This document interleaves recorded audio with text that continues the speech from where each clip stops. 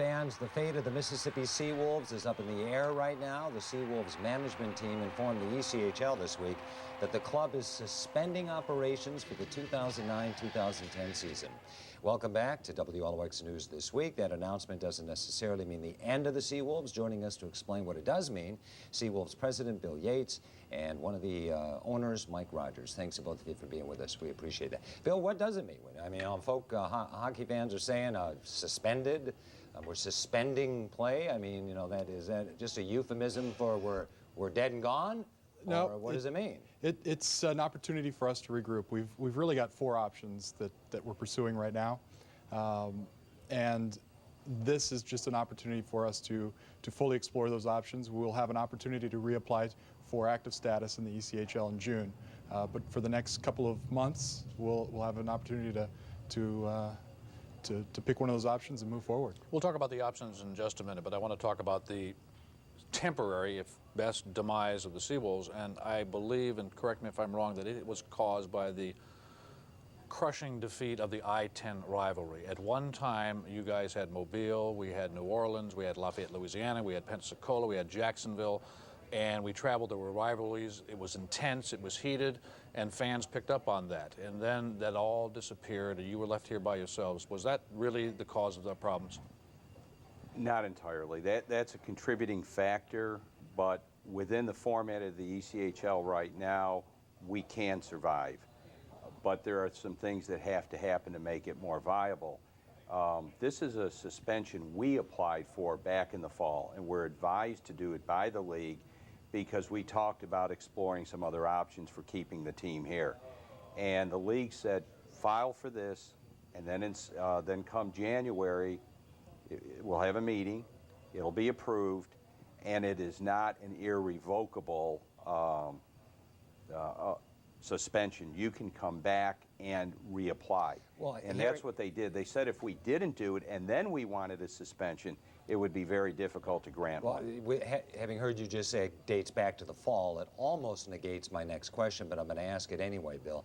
This year has been, on the ice, not a very good year for the Seawolves. And I've always said when people analyze a sports club's success, winning is everything. Do you guys still think you would have done that if the Seawolves were in second place in the conference and flying into the playoffs with tons of momentum with a chance to win another Kelly Cup? Winning hockey games is definitely important, but when it comes to box office sales, it doesn't completely dictate it. It does make a difference at our box office when we do win games, but the negative effect is not as far-reaching as many might think.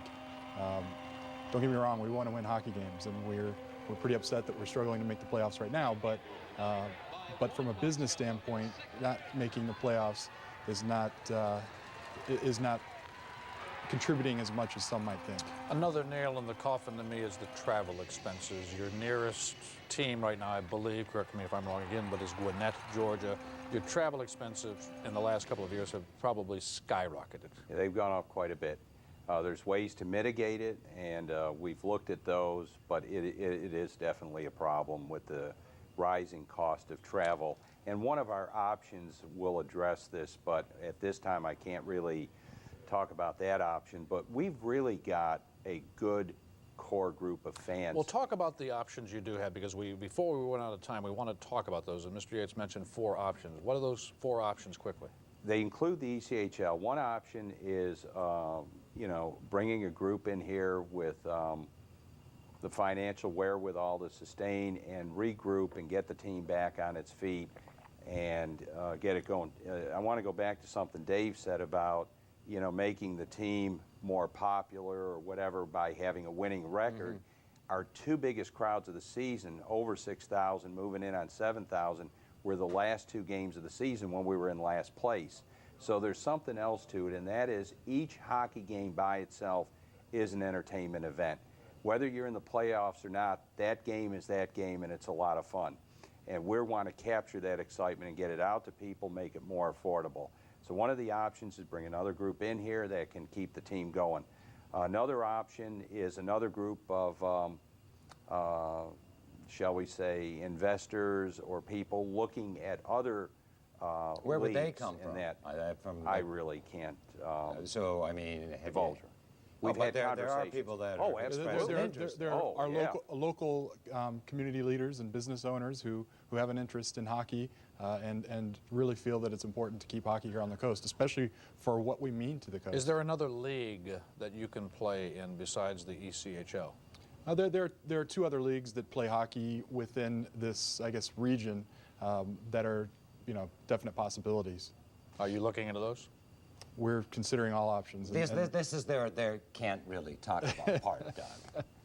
Well, but that doesn't mean we can't ask Well, about there it. are. We can say though there are a couple of leagues out Yeah. there that the Seawolves could be a part of. Before we run out of time, Mike, I know you wanted to get this message across. We have less than a minute left. Season ticket holders, they've already made an investment in the future of the Seawolves. If they're worried about that investment, what do you say to them? Oh, don't even be worried. We have a special account at People's Bank, at the People's. The money's sitting there.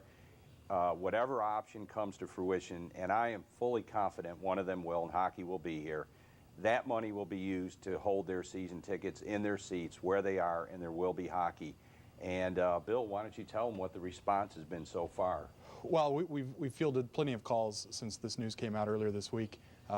Once we've had an opportunity to explain the situation to those who have already invested for their season tickets, they've said, all right, let's keep it there, let's hold on. Last question, one-word answer. Percentage of the Seawolves coming back next year? 70%, 80? In 20? any way, shape, or form? In any way, shape, or form? I can't explain it with one word, but I'd say there's a very good chance that we'll come back next year. You're right, that was not one word. All right, Bill Yates, thank you very much for joining us.